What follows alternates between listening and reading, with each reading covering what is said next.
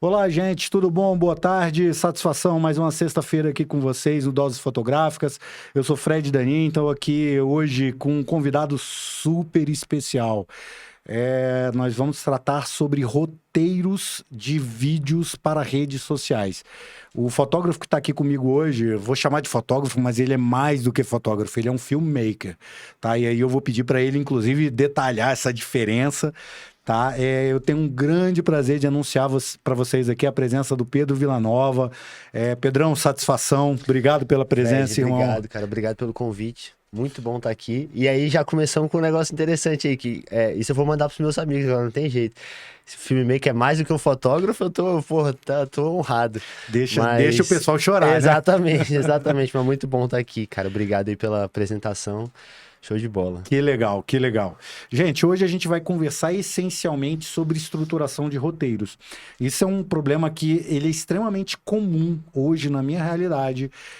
Os meus clientes frequentemente me pedem vídeos e na maior parte das vezes eles não sabem nem a mensagem que eles querem transmitir. E eu tenho certeza que como você trabalha muito mais com isso, você tem alguns casos a mais para contar para gente, mas eu prefiro que você comece contando para gente como que você interpreta, qual é o seu processo de criação do roteiro, para depois a gente chegar na estruturação do roteiro em si mesmo. Sim. Cara, então, isso que você falou é muito interessante, né? Porque roteiro é uma mensagem, é uma tradução de uma mensagem e as pessoas confundem muito. Eu comecei a falar disso nas redes sociais tem pouco tempo, mas eu sou roteirista há 15 anos. Eu trabalho no mercado publicitário, cinema e agora como videomaker, filmmaker, né, mais recente, nos últimos anos. E eu comecei a falar disso nas minhas redes sociais tem alguns meses, porque eu tava... ali no final do ano passado, eu tava no Instagram, assim, e aí vi um reel de um colega nosso, filmmaker, fotógrafo, ele falando que ele não gosta de ir pro job com roteiro porque o roteiro engessa ele. Falei, cara, eu vou ter que começar a falar disso, porque é exatamente o oposto, assim, o roteiro é pra te dar tranquilidade, é pra te dar paz, e é pra você saber o que você vai falar. Antes da gente vir aqui gravar, você me passou mais ou menos uma ideia, tópicos do que a gente ia falar, sobre o que a gente ia falar, porque senão abre câmera e tá, e o que a gente vai falar, cara? A gente vai falar de fotografia, de futebol, Então o roteiro é isso, começa aí. Toda vez que eu vou criar qualquer coisa, qualquer roteiro, eu pergunto pro cliente, pro parceiro, pra qualquer... Cara, o que você quer dizer? Por que a gente tá gravando esse vídeo? Eu acho que começa aí. O vídeo que a gente vai fazer, a comunicação, a propaganda, tem que responder essa pergunta. Para que isso existe? Se não existe para nenhum motivo, eu sempre falo, cara, não tem para que fazer. Se existe, aí a partir daí a gente começa a trabalhar num roteiro, numa roteirização. Mas já de começo eu falo, não é para engessar, é o contrário, tá fazendo errado, assim. Se o roteiro te engessa, você tá fazendo uma coisa errada. É engraçado, eu concordo plenamente. Olha que situação. Esse fim de semana eu recebi um grupo de arquitetos que eles estavam em Brasília com a premiação de algumas empresas que vendem produtos de arquitetura, portas. Inclusive, deixar um abraço aqui para o Zé Lopes, grande parceiro aqui que entrou em contato comigo. E aí eu virei assim, eu perguntei pra eles, o que você quer que eu faça? Aí ele, fotos, vídeos, uns videozinhos. E esse videozinhos é ultra comum. Aí eu virei assim, beleza, sem problema. Zé, qual é a mensagem que você precisa transmitir? Eu quero que você pense numa palavra-chave. E aí ele parou e congelou. Engraçado, né? Ele congelou e aí dali a pouquinho ele voltou, parceria. Aí eu virei, ótimo. Eu já tenho uma mensagem onde eu vou construir. As tomadas eu não saio com elas fechadas. Por exemplo, vídeo publicitário, eu imagino que você sai com os takes já escritos, dizendo o que eu vou gravar. Um evento como esse, você não consegue controlar todos os fatores, né? Mas você já tem mais ou menos um roteiro em mente. Você sabe assim, se ele quer falar de parceria, chutando aqui, né? Se ele quer falar de parceria, eu vou pegar muito momentos e pessoas. Se fosse assim, pô, é o melhor buffet, você vai pegar gente comendo, gente ali saboreando as coisas, muito take de comida. Você tem que ter isso em mente. Isso é muito legal, cara, porque hoje eu sou, né, diretor da Vila, que é uma produtora nichada em médicos, a gente é nichado na área da saúde. Claro que eu não faço só isso porque eu sou uma pessoa meio inquieta, mas com médicos a gente faz isso o tempo todo e eu pergunto exatamente, cara, doutor, o que que a gente vai falar nas suas redes? Quais são os temas importantes? Porque o roteiro, ele me ajuda a pegar a vivência desse cara, igual o Zé Lopes aí. Pegar a vivência, o que tá acontecendo ali e transformar isso num produto para que outras pessoas vejam e se interessem. Eu tenho um caso que é muito engraçado, que eu atendo uma ginecologista aqui em Brasília. E uma vez a gente fez uma reunião ali, ela falou assim, eu sempre faço essa reunião de pauta, o que que é interessante falar? E aí no dia ela tava muito inquieta, ela falou, cara, eu tô muito chateada porque essa semana apareceu mais de uma mulher no meu consultório sem se limpar direito, ó, suja. Eu falei, cara, você quer falar sobre isso?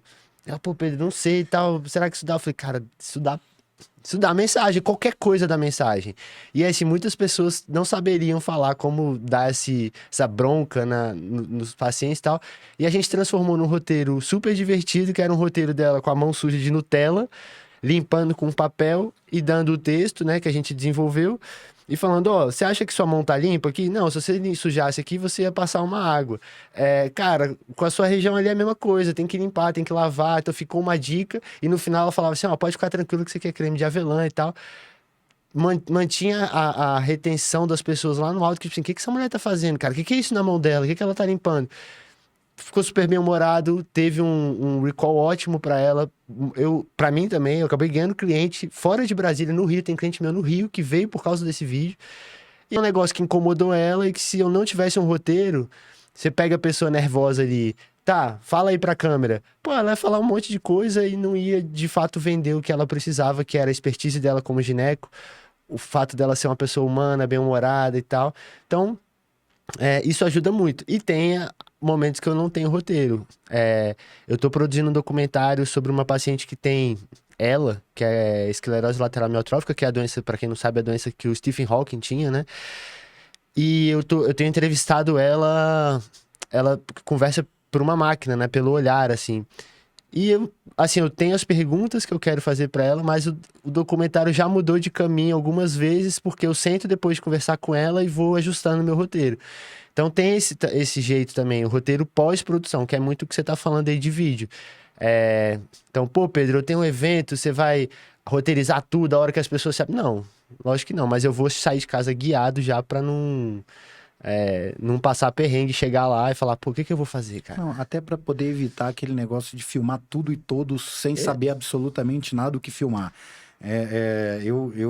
De vez em quando acontece. Com evento corporativo, geralmente a gente produz um vídeo muito relatório. Sim. O vídeo relatório, ele tem que ser mais abrangente. Então, ele é um pouco desse desespero. Você faz takes de absolutamente tudo. Do palestrante falando, da abertura do evento, do público interagindo. Então, assim, mas ao final, ou no meio do evento, dependendo, porque tem evento que eu entrego no mesmo dia. Sim. Então, isso, por exemplo, me demanda ter uma ilha de edição. Eu preciso ter um cara numa ilha de edição trabalhando. Pautorando. E eu fazendo take, ou alguém fazendo take, ou eu e já alimentando ele. E aí a gente já produzindo material. Então, isso não é incomum. Mas eu pergunto no meio do evento, qual a mensagem? O que quer deixar claro? Qual é o tema? A gente vai abordar o tema do evento, a mensagem é para patrocinadores, e aí eu pergunto, qual é o público? Claro. E fazendo um gancho sobre isso, como que você segmenta o público de destino? Você deixa... Bem bom. Porque o que acontece? Os clientes, às vezes, eles te pautam achando que o público destinatário da mensagem é um.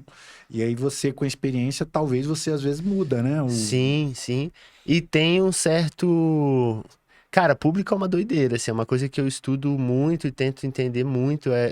Eu fico observando cacoetes e coisas pra ver, mas você saber pra quem você tá falando. Eu fiz até um vídeo recentemente brincando com isso, assim, que eu falava, o vídeo começava falando, pô, não sei como é que eu vou te dizer isso, mas a sua mãe já quis beijar o Antônio Fagundes. Eu ri muito desse vídeo. E assim, cara, a mãe, quem tem 30, 50 anos aí, a tua mãe já quis beijar o Antônio Fagundes. E hoje em dia, os moleques do TikTok, se não souberem quem é o Antônio Fagundes, com certeza não querem beijar o Antônio Fagundes. Então, se você oferece o Antônio Fagundes pra minha mãe, ela vai achar ele ainda, mesmo com 80 anos, lindo, maravilhoso, um galã. Se você oferece pra minha sobrinha, pô, cara, quem é esse coroa, quem é esse tiozinho, quem é esse velho. Então, quando você sabe pra quem você tá falando, facilita muito. E aí vem um ponto muito importante do meu trabalho, né? Que as pessoas, elas têm uma visão do roteiro que é, cara, eu vou bater um papo com você, vou sentar e vou escrever. E quase como uma psicografia, assim. Eu vou absorver o roteiro antes e eu acho que a etapa mais difícil do roteiro é a pesquisa.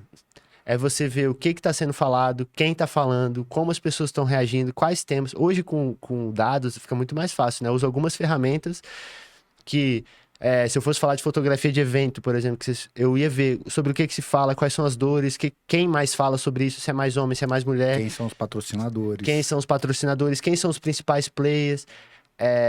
Então, dei um exemplo.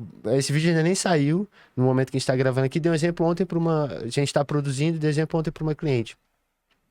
Eu fico monitorando e vou gravar uma gineco que apareceu recentemente. Ah, grávida pode tomar Ozempic? Eu fico olhando isso, cara. Eu fico monitorando o tempo todo pra ver o que é um assunto que tá falando mais, o que é um assunto que tá falando menos. E assim, pô, grávida pode tomar o Ozempic, é um assunto que eu tô falando com a grávida. Então, quem é esse perfil, aí eu vou conversando com o cliente, cara. Onde é que é o consultório dessa mulher? Qual é o principal público dela? É um público mais A, é um público mais B, é um público que paga um pouco mais caro, é uma clínica popular. Tudo isso entra aí da forma como eu vou falar e tal. E, cara, tudo demanda muito planejamento e muito roteiro, assim. Eu não saio de casa catando o que eu vou falar. Até porque você sabe, cara, a gente, pô, o roteiro interfere no equipamento que eu vou sair de casa, Completamente. qual a luz que eu vou levar, qual a lente que eu vou levar, qual a câmera que eu vou levar, como eu tô me planejando, a roupa que o cliente vai usar, tudo isso. Então, imagina, além da câmera, eu tenho, sei lá, 5, 6 lentes que eu posso levar, mas quantas camisas a médica tem? Quantos jalecos ela tem? 200. Então, eu já falo para ela, não, vamos ó, uma vibe mais aqui. Você já faz a direção Exatamente. de não atores, né? Isso é algo... Exatamente. E isso é o principal. A direção de não atores é a principal diferença do meu trabalho, para tudo. Assim, eu estudei muito isso para tentar deixar o texto mais suave, mais natural. E aí que eu acho que é o ponto pós. Quem vai receber a mensagem é o ponto que eu sou mais obcecado de tudo, que é quem vai falar a mensagem. Então, a minha mãe e minha mulher ficam brincando que eu imito as pessoas, né? Tipo, eu não imito ninguém conhecido, mas eu pego cacuetes, que é coisa de roteirista. Eu pego cacuete de todo mundo. Se eu conviver com você uma semana, eu já sei as gírias que você fala, o seu ritmo de fala. E eu fico obcecado com isso com as pessoas. Tipo, cara, como é que a pessoa fala e tal. E aí eu desenvolvo um roteiro pra pessoa. Tipo assim, cara, eu sei que esse cara faz pausas assim, ele fala dessa forma, que é o grande X do roteiro como um todo. Quando eu escrevia pra TV, com o apresentador, a gente fala o tempo todo. Você não bota Ana Maria Braga pra falar o louco bicho, sabe? Você faz, cada um dos apresentadores tem sua voz. E cada pessoa tem também. Então, até pra isso o roteiro serve. Pra você fazer o cara falar do jeito dele, mas falar uma mensagem certa. Não, e muda tudo, né? Direção de não atores muda absolutamente tudo. Isso é um tema que eu preciso estudar. Mas assim, minhas tomadas são muito mais empresariais, então assim, Sim, quando eu preciso é uma coleta de depoimento, é uma entrevista, geralmente com o pessoal que já tem media training, então isso facilita muito, né? pelo menos a pessoa sabe como se portar, para onde olhar, ela já te pergunta, pô, para câmera, para você, e aí a linguagem depende de cada cliente, então tudo isso é brifado com o cliente antes. Mas direção de não atores é uma arte, é um dom. Cara, é muito diferente, assim, eu trabalhei no mercado publicitário muitos anos e tive a oportunidade de trabalhar com muitos atores, inclusive o Antônio Fagundes. E chega a ser assustador como um cara, como, né, já falei dele várias vezes, o Antônio Fagundes, como ele funciona, assim, você dá um texto pra ele, ele chega e ele dá o texto com uma leveza, com o jeito dele e tal. Agora você vai gravar um médico que, cara, é médico, ele trabalha o dia inteiro em consultório, ele nunca gravou vídeo, é uma outra viagem. Então você tem que ter ali um tato pro vídeo do cara ficar bom, pra ele não parecer apreensivo, porque o cliente dele, o paciente que tá ali do outro lado, ele não tá nem aí, cara. Ele vai ver o vídeo e vai falar, pô, esse cara tava despenteado, esse cara gaguejou e tal. Então, eu acho muito fascinante direção de não atores, assim, porque é meio que a vida real, e é um desafio gigante, assim. Não tem um dia que eu saio pra trabalhar calmo. Tipo, nossa, hoje tá ganho. Vai dar Nunca. tudo certo. Nunca. Todo dia eu tô meio, tipo, eita, cara. Vamos ver como é, mesmo que eu já conheça. Porque, assim, é isso, são não atores, a pessoa, então interfere muita coisa. Eu tenho minhas táticas, mas... O mais engraçado de tudo isso aí é uma percepção minha. As faculdades formam os profissionais para serem os profissionais das suas respectivas áreas. Sim, Então, o médico, ele é formado para ser médico. Ele não, sim. ele acaba não sendo formado para ser um comunicador e acaba não sendo formado para ser um administrador.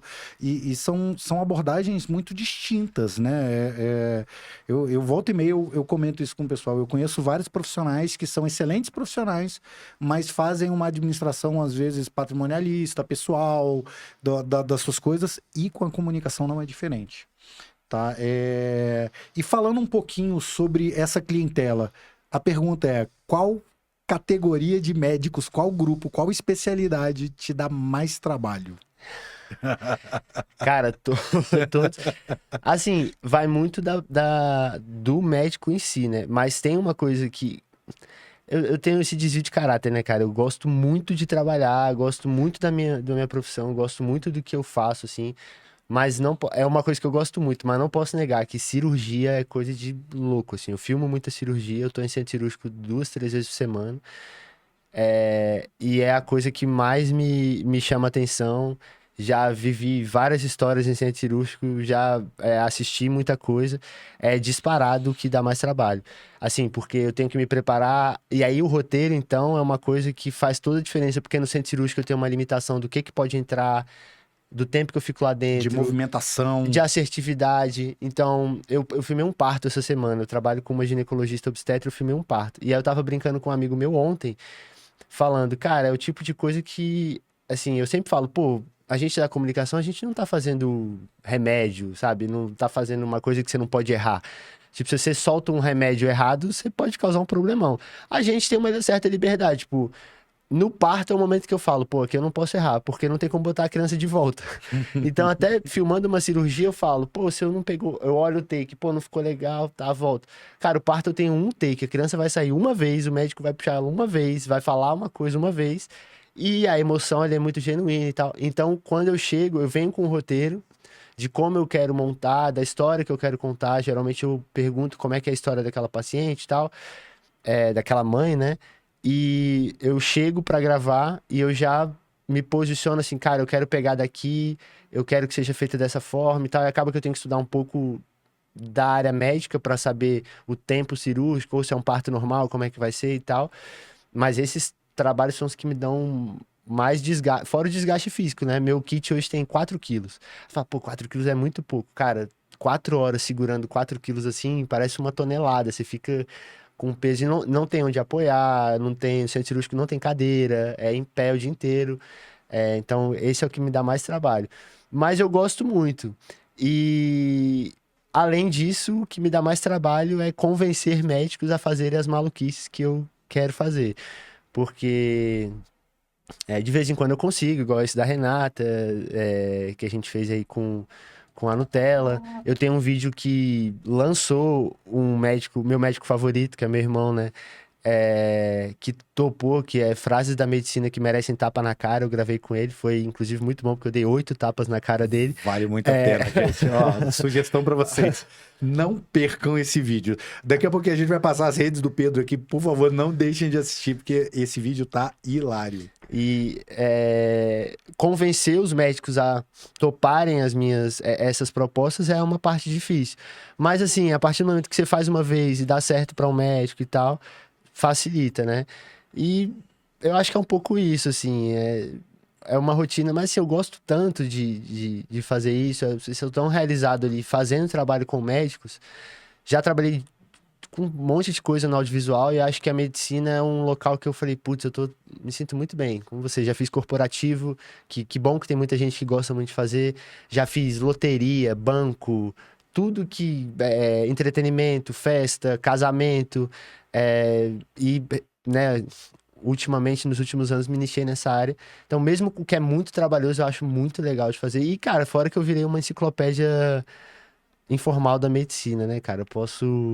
Você vai falando. Um monte de besteira que eu fui pegando, assim. Eu tenho a tamanho de oceano e a profundidade de um pires na medicina, assim. Eu sei falar, se me perguntar por que, eu não sei, mas eu sei, tipo assim, aquele negócio, cara, você Eu pode... escutei isso. Não, você pode morrer usando camisinha. Cara, como assim? Se for alérgico a látex, se não souber, enfim, a primeira vez ali pode dar um problema. Claro que pra isso acontecer, a pessoa chegar no, sei lá, quando a pessoa vai fazer primeira vez ali, sem saber que ela é alérgica a látex é um pouco difícil, mas pode acontecer. Então são coisas que na mesa de bar, assim, é uma vivência diferente. Funciona. Com os nossos amigos videomakers, produtores, fotógrafos, eu sempre tenho um assunto meio maluco, assim, pra soltar na mesa que eu acho divertido. E, cara, eu acho que assim, trabalhar com esse nicho médico é um nicho difícil. E aí e aí que fica um registro de um elogio. Porque eu já atendi alguns, eu fiz já alguns registros fotográficos para alguns. Eles precisam desse tipo Sim, de material para redes e eles vêm de outros profissionais. Essa para mim, é o ponto mais sensível. Por exemplo, eu fotografei um urologista em Goiânia. Eu aproveitei, eu estava indo para Goiânia ver minha mãe, e aí casou com a agenda. E aí eu fui fazer as imagens dele. Ele estava com uma série de vícios e preocupações, e aí eu precisei passar uma hora conversando com ele, vendo, não, calma, relaxa, os primeiros cliques aqui é só para...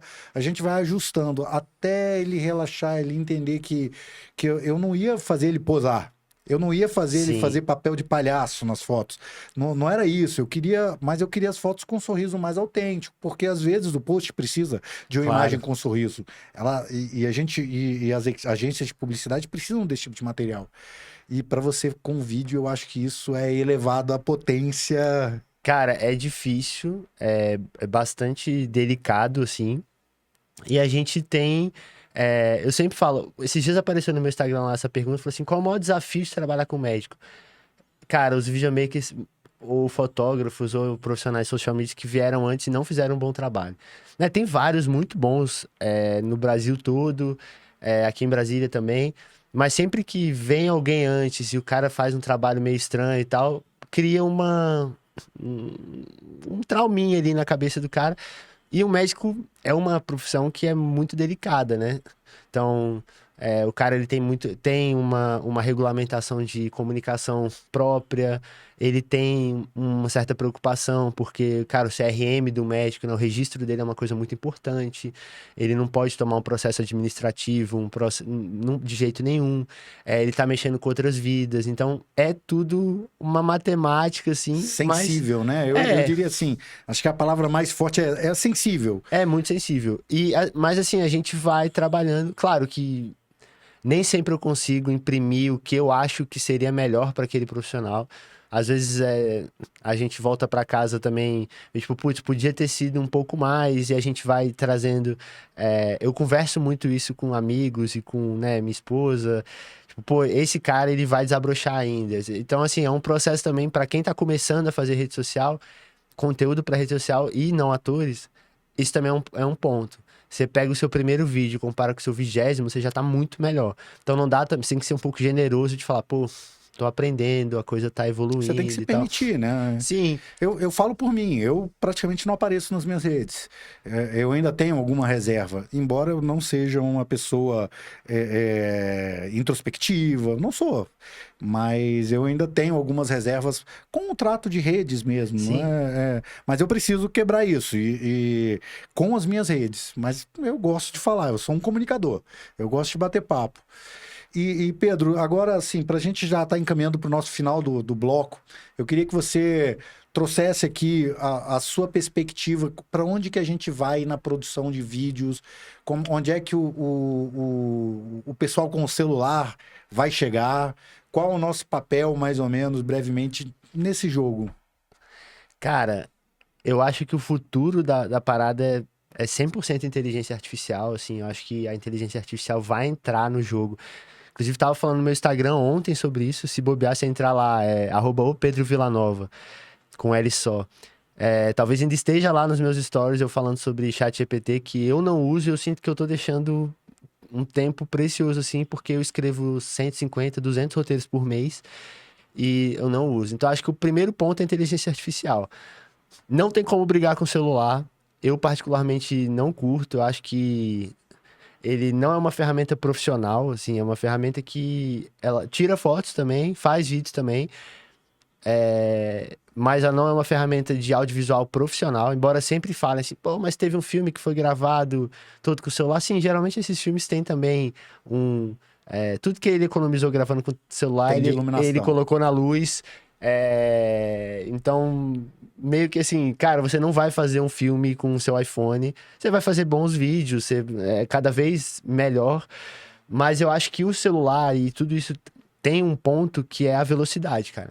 Então você consegue, se você for inteligente, conseguir mesclar um pouco do que você consegue fazer com o celular, com o que você consegue fazer com ferramentas profissionais, câmera, uma luz profissional, é a grande saída. E dá pra fazer muita coisa, making off. Eu tenho amigos grandes YouTubers com 1 milhão de inscritos, que faz making off com celular, que antigamente o cara tinha que ter uma câmera B, uma outra câmera fazendo, ele faz making off com celular em um nível bem profissional, fica ali, cara, é um making off, eu estou filmando um making off. Mas com celular, assim. Eu acho que o futuro a gente vai ver cada vez mais gente com celular, mas eu acho que essa coisa que tem muito vendedor de curso na internet que vende esses cursos de não, você vai fazer tudo com celular, eu acho que você é mais pra vender curso. Tipo assim, você não vai ver gente filmando casamento com celular, você não vai ver gente fazendo televisão com celular. Aqui a gente tá gravando, tem 4 câmeras, não tem nenhum celular gravando. A performance, assim, eu acho que a gente ainda tá um pouco longe. Mas o futuro, assim, a gente conversou isso num evento que a gente se encontrou. Quanto tempo você demorava pra editar a foto no carimbo, assim? Eu tirava uma foto e ia fazendo. Agora eu entreguei as nossas idades, mas, tipo assim, você tinha que fazer carimbo. Hoje em dia você bota no Lightroom um set de foto lá e manda ele tirar um troço esquisito, tira uma palmeira, tira uma tomada, ele tira sozinho, cara. Eu vou mais longe. Eu tenho um preset que eu escrevi os scripts dele, que eu apelidei ele de Bonitol.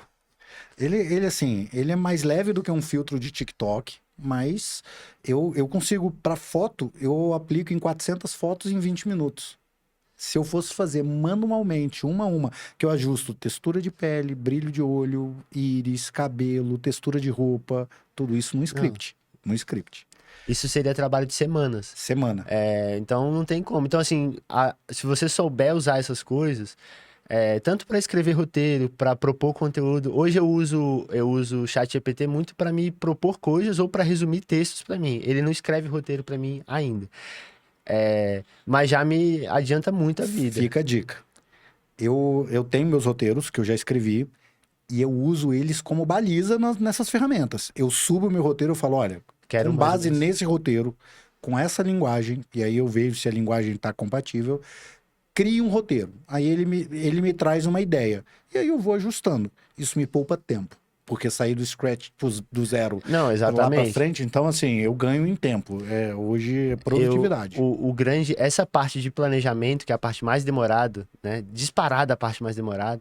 O planejamento é a pós-produção. Aquilo que todo mundo vê, que é eu lendo um roteiro, gravando, é tipo 20% do trabalho. A pós-produção demora muito, porque o vídeo tem 1 minuto. Eu demoro, às vezes, 20 gravando, um médico para um vídeo de 1 minuto, e eu demoro um dia, às vezes, editando, porque todo mundo quer aquela edição muito maneira e tal.